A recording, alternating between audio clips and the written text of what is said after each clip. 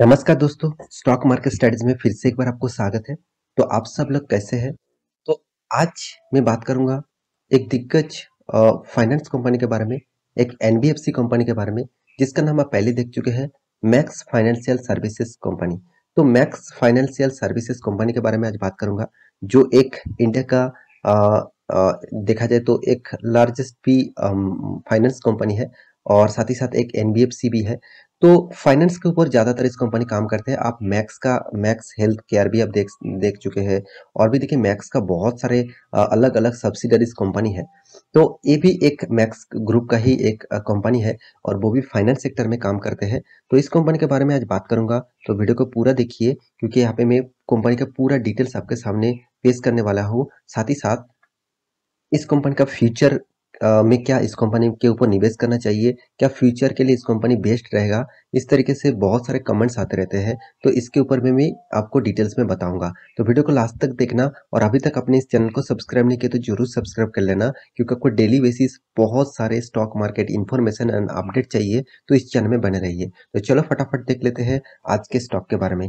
तो वीडियो शुरू करने से पहले मैं जरूर कहूंगा, अभी तक आपने इस चैनल को सब्सक्राइब नहीं किया तो जरूर सब्सक्राइब तो जरूर कर ही लेना। साथ ही साथ आप अभी तक डीमैट अकाउंट ओपन नहीं किया तो उसका भी लिंक आपको नीचे मिल जाएगा, जाकर जरूर ओपन कर लेना। और अभी तक अपने टेलीग्राम चैनल में ज्वाइन नहीं हुआ, आप इंटरडे लेवल में काम करते हैं, उसका भी लिंक आपको नीचे मिल जाएगा।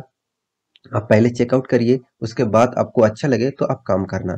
तो चलो देख लेते हैं आज के स्टॉक के बारे में। तो सबसे पहले मैं चार्ट पैटर्न के ऊपर चला आता हूँ। देखिए आपको मैं चार्ट पैटर्न जरूर दिखाऊंगा, मैं डायरेक्ट आपको मैक्सिमम चार्ट पैटर्न दिखा देता हूँ। तो मैक्सिमम चार्ट पैटर्न दिखाने से पहले आपको मैं जरूर कहूंगा, यहाँ पे परसेंटेज ऑफ मार्क्स मत देखना। कंपनी के ऊपर मैं यहाँ पे एक बात करने वाला हूँ। कंपनी देखिए जब से स्टार्ट हुआ था, करीबन करीबन 2000 से कंपनी स्टार्ट हुआ था। उसके बाद देखिए कंपनी किस तरीके से परफॉर्मेंस कर रहा था। बहुत पुराना कंपनी है, कंपनी का छोटा मोटा करेक्शन होता है, उसके बाद साइड बेसिस पैटर्न, फिर से देखिए तेजी, उसके बाद थोड़ा सा गिरावट, फिर से देखिए यहाँ पे एक साइड बेसिस पैटर्न और फिर से देखिए रैली। मतलब कंपनी अभी फिर से एक गिरावट और फिर से मुझे लगता है अभी एक बार आप हो सकते हैं। तो कंपनी के देखिए यहाँ पे जो साइड बेसिस था थोड़ा सा अप में गया, बहुत दिनों तक साइड बेसिस, फिर से अप में गया, फिर से साइड बेसिस, फिर से अप में गया, फिर से डाउन ट्रेंड और फिर से अप में जा सकता है। तो कंपनी का परफॉर्मेंस जो है बहुत धीर गति में हो रहा है, फिर भी देखिए कंपनी करीबन करीबन 1800% का रिटर्न आपको दे चुके हैं। तो कंपनी का जो परफॉर्मेंस है देखा जाए तो कंपनी टॉप लेवल से देखूँ तो पिछले दिनों के रिपोर्ट के हिसाब से करीबन 30% तक कंपनी रिकवरी कर चुके हैं। मतलब कंपनी 30% आपको डिस्काउंट में इस कंपनी का माल आपको वो अभी दे रहा है। तो क्या इस डिस्काउंट में इस कंपनी का माल खरीदना चाहिए? क्या जितने सारे इन्वेस्टर इन्वेस्ट करके रखे टॉप लेवल में, क्या अभी निकल जाना चाहिए? इस तरीके से बहुत सारे क्वेश्चन यहाँ पे आ चुके हैं। तो चलो एक एक करके मैं क्वेश्चन के सारे सोल्यूशन यहाँ पे बताने वाला हूँ। तो सबसे पहले मैं कंपनी का वेबसाइट विजिट करना चाहूंगा, क्योंकि देखिए कोई भी कंपनी के ऊपर रिसर्च करने से पहले मैं जरूर कहूंगा पहले एक बार कंपनी का वेबसाइट विजिट कर लेना, क्योंकि वेबसाइट से ही आपको पता चलेगा कंपनी कौन सा फील्ड में काम कर रहा है और फ्यूचर में वो फील्ड कितना पॉजिटिविटी बन सकते हैं। क्योंकि बहुत सारे कंपनीज है जो फ्यूचर में पहले तो चलते रहते थे, अभी फ्यूचर में टोटली बंद हो गया। आप कोटक को देख लीजिए, मतलब कोटक बैंक के बात नहीं कर रहा हूँ, कोटक जो आप जो कैमरा यूज करते थे वो कंपनी अभी टोटली बंद हो चुके हैं। तो इस तरीके से नोकिया को भी देख लीजिए, जो बिजनेस तो फील्ड के ठीक ठाक कर रहे थे, वो फ्यूचर ओरिएंटेड बिजनेस भी कर रहे थे, फिर भी देखिए उसका बिजनेस टोटली बंद हो गया क्योंकि वो फ्यूचर के साथ अपडेट नहीं किया। तो इस चीज को आपको देखना चाहिए कि वो कंपनी जिसमें आप निवेश कर रहे हैं वो फ्यूचर के लिए खुद को अपडेट कर रहा है, नहीं क्या नहीं कर रहा है। साथ ही साथ वो फ्यूचर में कितना दिन तक टिक पाएंगे उसके बारे में भी एक जानकारी आपको मिल ही जाएगा। तो ये जो कंपनी है एक्चुअली देखा जाए तो मैक्स फाइनेंशियल सर्विसेज जो कंपनी है वो देखा जाए तो ज़्यादातर फाइनेंस के ऊपर काम करते हैं। आप वेबसाइट विजिट यहाँ पे विजिट करेंगे तो आपको पूरा डिटेल्स यहाँ पे पता चलेगा। और कंपनी देखिए कौन सा सर्विसेज के ऊपर काम कर रहे हैं और यहाँ पे देखिए कंपनी बता रहा है। देखिए कंपनी ज़्यादातर देखा जाए तो लाइफ इंश्योरेंस के ऊपर काम कर रहा है। यहाँ पे देखिए मैक्स लाइफ इंश्योरेंस, आप शायद मैक्स लाइफ का इंश्योरेंस आपके पास भी शायद होगा और ना भी होगा, फिर भी आप जरूर देखा होगा मैक्स लाइफ इंश्योरेंस का कोई भी मतलब कोई भी ऑफिस देखा होगा, और साथ ही साथ इसका बिजनेस भी आपने जरूर यहाँ पे एक अनुमान लगा चुके हैं कि max life insurance insurance sector में काम करते हैं। अब जितने सारे इंश्योरेंस सेक्टर है, जितने सारे इंश्योरेंस मतलब कंपनी है, उनमें देखा जाए तो मैक्स लाइफ इंश्योरेंस उतना मतलब आगे नहीं है, बहुत पीछे है। क्योंकि जितने सारे इंश्योरेंस कंपनी है उससे कंपैरिजन करूँ तो यहाँ पे देखिए, आप गूगल में सर्च करेंगे तो आपको खुद पता चलेगा कि आप top 10 life insurance company search करेंगे तो यहाँ पे देख सकते हैं मैक्स लाइफ इंश्योरेंस। तो मैक्स लाइफ इंश्योरेंस जो है वो एक्चुअली 5 नंबर रैंकिंग में आते हैं। मगर ये जो कंपनी है, जो मैक्स लाइफ इंश्योरेंस, यही मैं बता रहा था कि कंपनी टॉप टॉप 5 में आ चुके हैं। अभी तो कंपनी और भी नीचे था, यहाँ पे टॉप 5 में आ चुके हैं। कंपनी जबरदस्त यहाँ पे परफॉर्मेंस कर रहा है। और उससे आगे देखिए, लाइफ इंश्योरेंस तो नंबर 1 होगा ही, उससे उसके बाद आईसीआईसीआई प्रूडेंशियल, उसके बाद एसबीआई लाइफ, उसके बाद एचडीएफसी, उसके बाद जिसका नाम आया वो है मैक्स लाइफ। तो इस कंपनी के ऊपर जरूर फोकस होना चाहिए, क्योंकि देखिए हमेशा जो 4-5 नंबर में रहता है वो हमेशा कोशिश करता है कि वो आगे कैसे जा पाए। मतलब मान के चलिए वो 5 नंबर में है तो वो हमेशा कोशिश करेगा 4 नंबर में कैसे जाए। अगर 4 नंबर में चले आए तो वो कोशिश करेगा 3 नंबर में कैसे आए।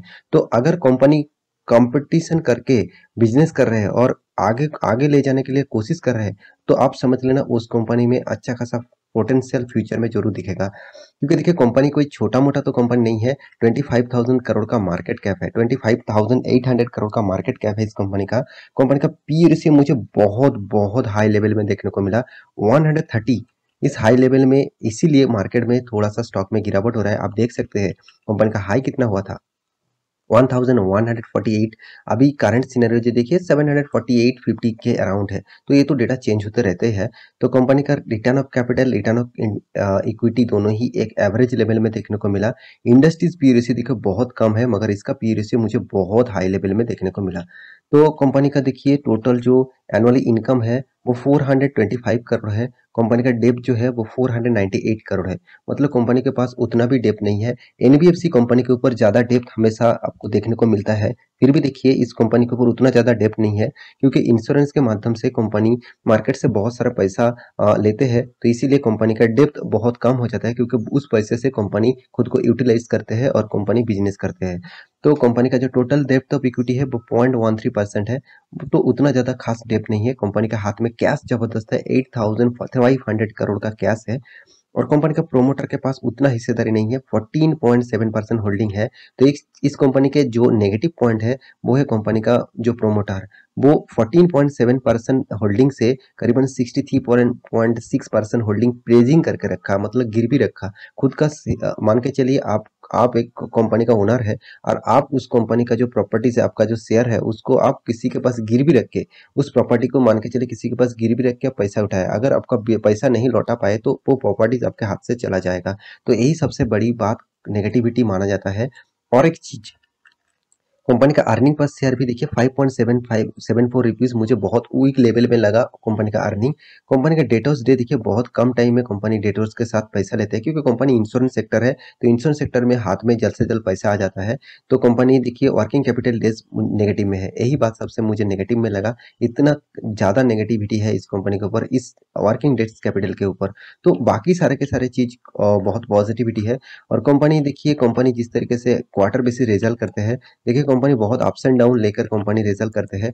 तो चलो डायरेक्ट मैं साल भर की दिखा दूं, तो साल भर में देखिए कंपनी शानदार यहाँ पे रिजल्ट देखने को मिला, कोई खराब रिजल्ट नहीं है, अच्छा खासा यहाँ पे रिजल्ट ग्रोथ देखने को मिला। और एक चीज, कंपनी की जो सेल्स ग्रोथ है वो बहुत पॉजिटिव है। कंपनी का प्रॉफिट ग्रोथ देखा जाए तो उतना अभी भी खास नहीं है। कंपनी रिटर्न ऑफ इक्विटी बहुत शानदार है। कंपनी आपको रिटर्न किस तरीके से दिया वो भी आपको देखना चाहिए। तो कंपनी का देखिए जो प्राइस रेंज है वो सीएजीआर परसेंटेज जो है वो 10 साल में 17%, 5 साल में 5%, 3 साल में 20% और 1 साल में 12% का लॉस। देखिए कंपनी आपको प्रॉफिट अच्छा खासा दे रहा था, सिर्फ इसी साल में करीबन कुछ ही टाइम में 6 मंथ भी नहीं हुआ 30% से भी ज़्यादा गिरावट देखने को मिला, क्योंकि कोरोना के सिचुएशन में ज़्यादातर एनबीएफसी कंपनी के ऊपर बहुत ज़्यादा प्रेशर क्रिएट हुआ। और आप सभी जानते हैं मार्केट में कितना इन्फ्लुएंसी बढ़ चुके हैं, क्योंकि इंटरेस्ट रेट जो है वो इंडिया में अभी तक बढ़ाई नहीं दी गया, मतलब ज़्यादातर नहीं बढ़ा, तो इसीलिए उसका इफेक्ट मार्केट में देखने को मिला। तो अमेरिकन बाजार में इंटरेस्ट रेट को बढ़ा दिया है, तो इसीलिए इंडियन मार्केट में और भी प्रेशर क्रिएट हुआ क्योंकि इन्फ्लुएंस ही जितने बढ़ेंगे, जितना महँगाई बढ़ेगा, उतना ही मार्केट के लिए भी नेगेटिविटी होगा। तो यही चीज़ के लिए मार्केट में थोड़ा-सा नेगेटिविटी है। क्या इस कंपनी ख़ास है? क्या कुछ इस कंपनी के ऊपर निवेश करना चाहिए? देखिए कंपनी कोई ख़राब नहीं है क्योंकि इन्वेस्टर भी देखिए इस कंपनी के ऊपर ज़बरदस्त माल उठा के रखा। एफआईएस जो है वो 26%, डीएस जो है 51% और पब्लिक 8%। और यहाँ पे डीएस जो है वो करीबन डी जितने सारे डीएस है आप देख सकते हैं, जितने सारे म्यूचुअल फंड कंपनी है, दिग्गज दिग्गज म्यूचुअल फंड कंपनी इस कंपनी के ऊपर निवेश करना चाहते हैं। निप्पॉन इंडिया लाइफ, आप खुद ही देखिए आदित्य बिरला सन लाइफ, मोतीलाल ओसवाल, तो जितने सारे यूटीआई, यहाँ पे देखिए टाटा म्यूचुअल फंड, तो दिग्गज दिग्गज म्यूचुअल फंड कंपनी इस कंपनी के ऊपर निवेश करके रखे हैं। तो मेरे हिसाब से इस कंपनी के ऊपर आपको जरूर फोकस होना चाहिए और लॉन्ग टर्म के लिए इस कंपनी के ऊपर फोकस रखेंगे तो आपको अच्छा खासा फायदा मिल सकता है। बाकी आप स्टडी करेंगे तो आपको और भी जानकारी मिल जाएगा। और एक चीज, आपको डिस्काउंट में इस कंपनी का माल मिल रहा है। मेरे हिसाब से इसी टाइम में आपको निवेश करने का अच्छा खासा मौका मिलेगा, तो इस मौके को मत गवाइए। तो आशा करता हूँ सारी जानकारी आपको मिल चुका है। तो मेरा वीडियो अच्छा लगा तो लाइक करना, दोस्तों के साथ शेयर करना और इस चैनल को सब्सक्राइब भी करना। मिलते हैं नया स्टॉक लेके, तब तक के लिए अच्छे से रहिए, अपने ख्याल रखिए।